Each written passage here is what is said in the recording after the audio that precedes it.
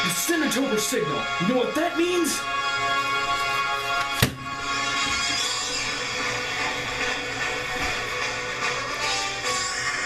Hello, ladies and gentlemen. Welcome back to another episode of Cinetober. I am your host, Nick Smith, of course, and I just got done watching the sequel to Wes Craven's original story, Scream. Now, this movie is a great sequel, and actually what's funny about this movie is the movie knows it's a sequel, and a lot of you are probably going, well, Nick, of course it knows it's a sequel.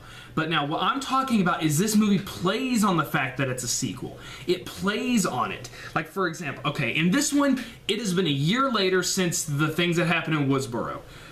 And things that have happened has had directors make a movie, which we get introduced into the Scream series known as the Stab series, which is movies based on the true events that happens in Woodsboro. So, the movie starts out with a couple going to the Stab movie premiere where you each get a free Stab costume. And this is when we get the first kill, and this kill is perfect.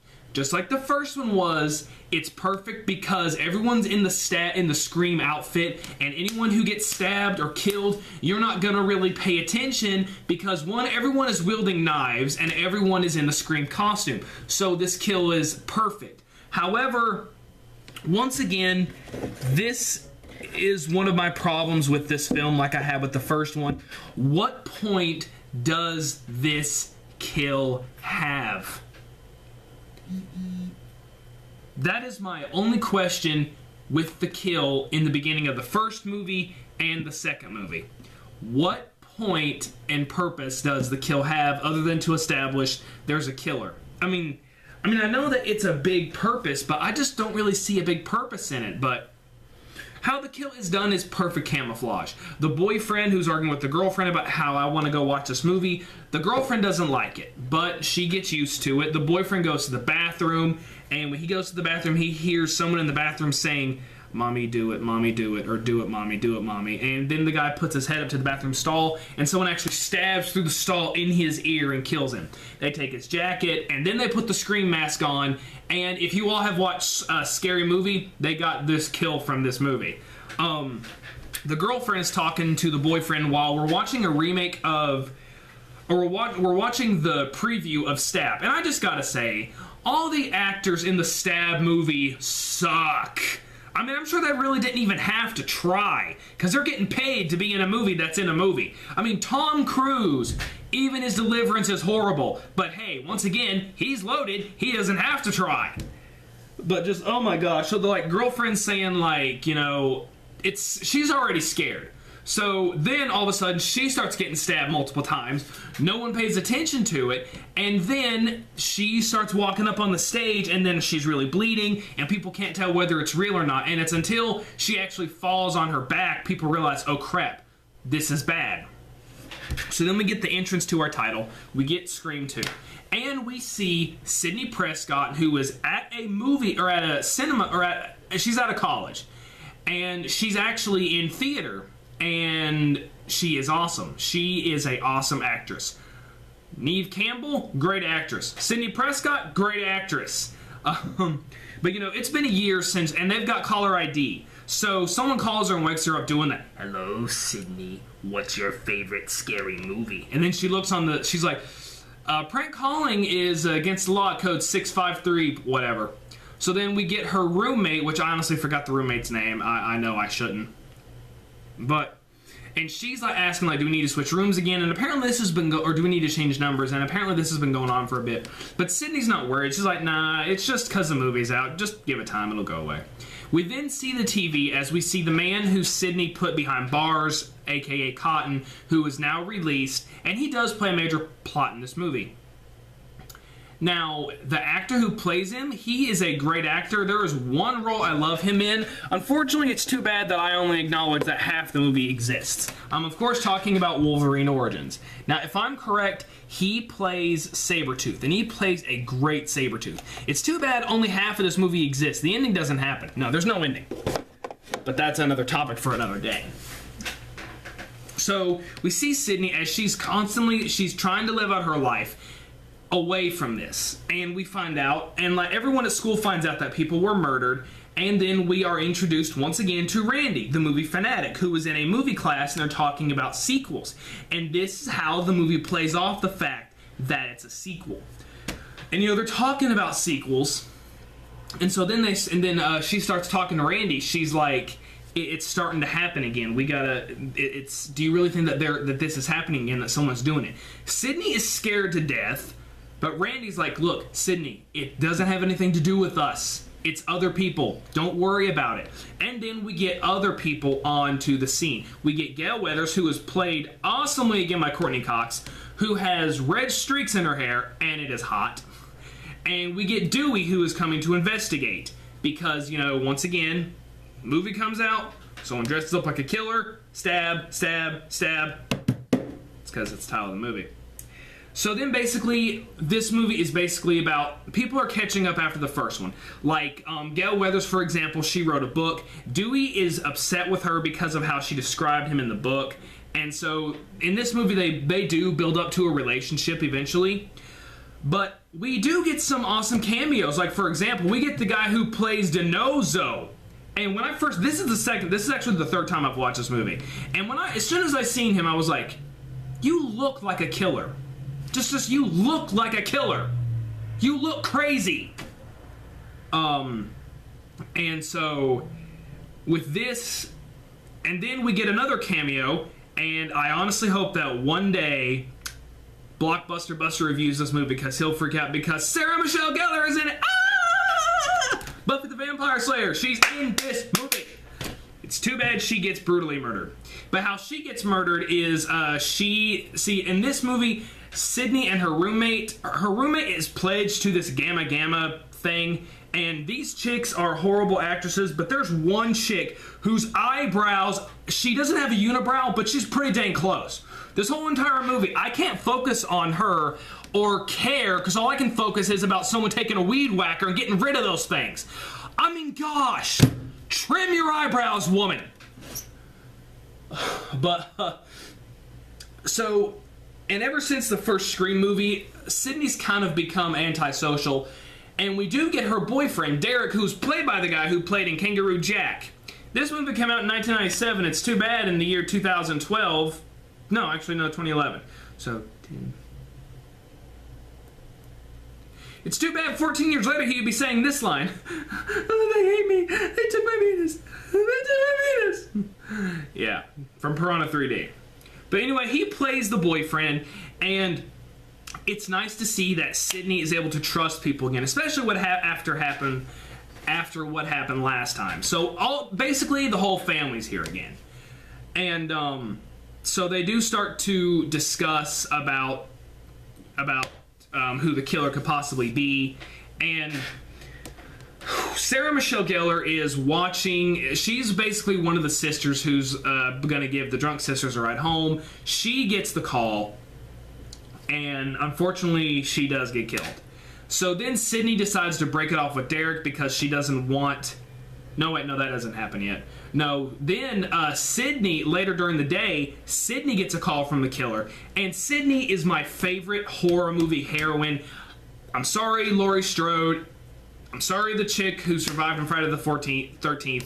Sydney Prescott is my favorite movie heroine. Why? Because she does the exact same thing I would do to a killer or a psychopath. She mocks the piss out of them.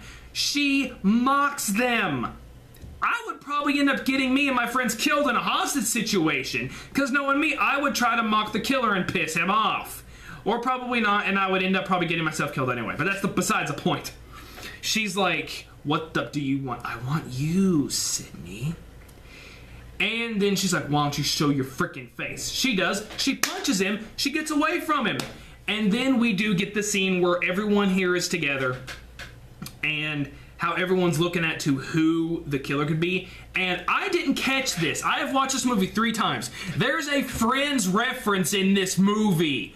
And they notice that Gail Weathers is smoking. And Dewey's like, when did she start smoking? It's just because people seeing that picture of her naked body on the internet. It was just my head. And it was on Jennifer Aniston's body. I have watched this movie 2 times and I didn't catch that reference until now. Great job, huh? But no, so then we get this epic chase scene of like how the killer's on the cell phone and Gale keeps getting this certain call and Randy picks it up and he's like, Gale's not here right now. And unfortunately, this is when my favorite character in these movies dies. He does die because he's mocking the killer. Like, and you know, when this is all happening, Gale and Dewey are walking around and they're trying to see, because like everybody here is on the phone and the suspense is building because once again, how Randy said in the first movie, everybody's a suspect. This time it's a college campus. Everyone is a suspect. Anyone with a cell phone right now is a suspect. So while he's mocking the killer, saying about how Stu was a psycho and how Billy, but unfortunately the things he says about Billy, he's like, I mean, Billy, goodness gracious, dang, I'm not going to actually say the words. But then when he puts us back to the news van, he gets dragged in there and he gets stabbed. And then they come back to the van and then they notice there's a lot of blood. Now, my favorite thing about Randy in this movie is how, once again, this movie knows it's a sequel. Randy gives us the rules. In the first movie, the rules was like, you can't have sex, you can't do drugs, never say I'll be right back. In this one, it's the body count is always bigger. The second rule was, I can't remember what the second rule was, but I know that it was more blood, more gore. And they didn't say that this was a rule, but it always is. In the sequel, there's always a twist. So, with that, unfortunately, with Randy's death, Sidney decides to break it off with Derek, and Derek then does this big, great thing for Sidney. He basically sings a love song in front of everyone in the cafeteria, and then gives his letters to his girlfriend, and apparently that's a bad thing. I wouldn't know. I didn't go to a major college university. And so, then with more people getting killed, the investigation is on, and there's this one reporter named Debbie Salt who's Gale's idol, pretty much, Gale is her idol. So she's trying to get info from her, and she's just trying to get a lot from Gale, and Gale's starting to get pissed off. And so when we have these moments with her and Dewey, Dewey sees the goodness in her, even though at the beginning of the film, he said that she had no heart and she had no soul and stuff like that. And when they end up going to this big room, because Sidney wants to drop out of the play, but her teacher won't let her do that because he's like, look, I know that you're going through a rough time right now, but you are this character. And when he said, you're a fighter, you can't let this beat you, Sidney. I know you're a fighter. And then she eventually does agree to it. And she's like, you know what? Yeah, I am a fighter. And this is something I actually want to comment on. Me being in an acting class, I have learned you do have to go to dark places to sometimes bring out these characters. Heath Ledger, may God bless his soul, Heath Ledger had to do a lot to become the Joker, to become that character. When you become a character, you have to sometimes go to these dark places to develop this character. And so he was like, you are this character. You can do this. You and her have a lot in common. And then he comes to the real fact, and also I don't have an understudy, so I'm basically screwed if you don't do it. But when they start doing the reenactment and when they start practicing, there's a scene like where everyone has knives and they're kind of lashing at her. It makes her freak out and she has to get away. And then Derek comes in again, and once again, Derek is a great character. He's not like Billy was, besides the fact that Billy was a psychopath. Derek was basically, she's like, look, Derek, I just need to be alone right now. And she's like, she's like, look, I just need some space, I need some distance. And he's like, and I'm just supposed to be understanding. And she's like, yeah. And you think he's gonna be like, heck no, but he's like, you know what? You got it. And that is why he's such a good character. But unfortunately, when Sidney leaves, that's when his douchebag friends-ish beta brothers tie him up, put him on some kind of sun cross. And then we see the two dumb beta bimbos and the one that needs her eyebrows trimmed. Oh my gosh, it's like a forest on her forehead! Oh boy. And also throughout this film, Cotton has been basically trying to get an interview with Sidney, and he comes off as a douche at first. He's like, look, you put me in prison for a year. I think I deserve some time to hear my side of the story. But unfortunately, he becomes obsessive over it, and it unfortunately does make him a little crazy. But the killer is stalking Sydney more than ever, like sending her messages on a computer when she's in the library, or she only gets a phone call once. She only gets a phone call once herself. So after a few more incidents that occur, they decide to take Sydney off campus, and that's actually when he gets abducted.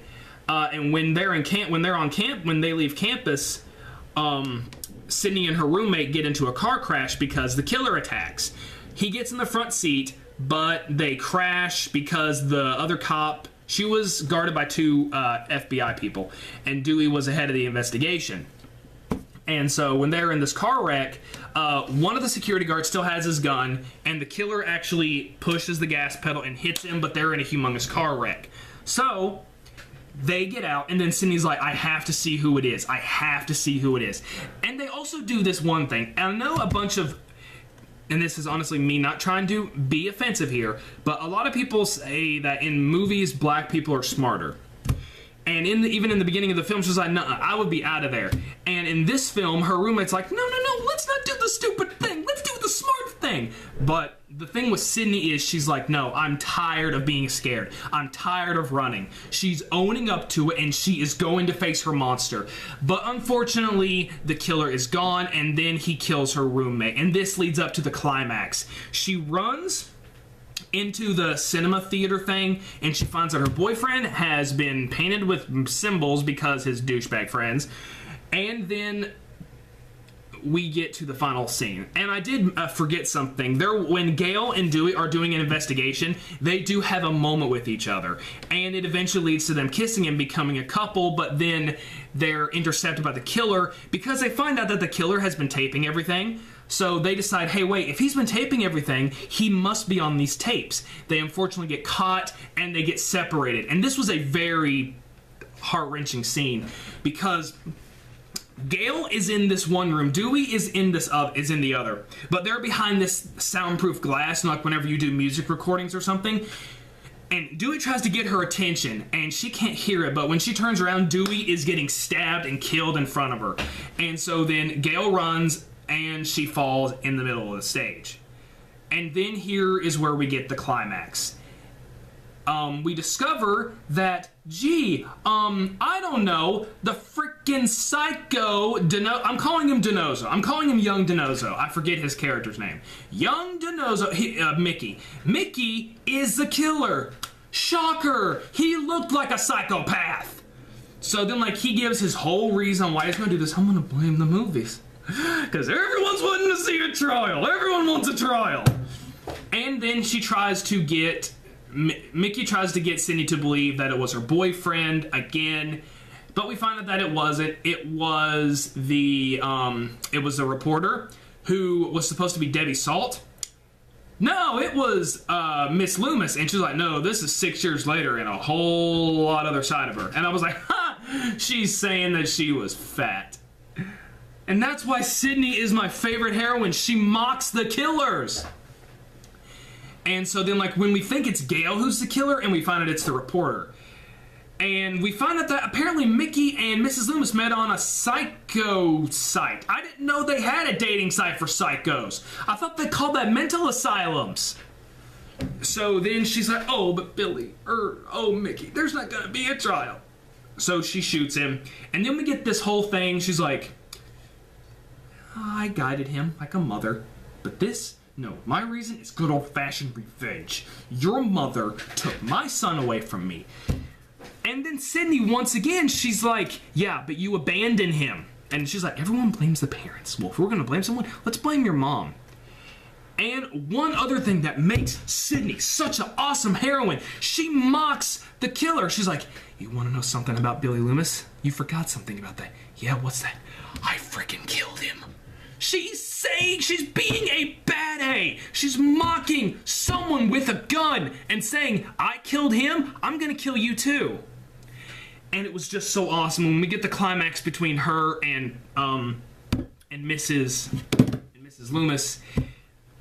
I honestly thought that she died from when the set fell on her, but she came back, and that's when Cotton arrives. Guys, this has been part 1. We will finish this with part 2. I hope you're enjoying this.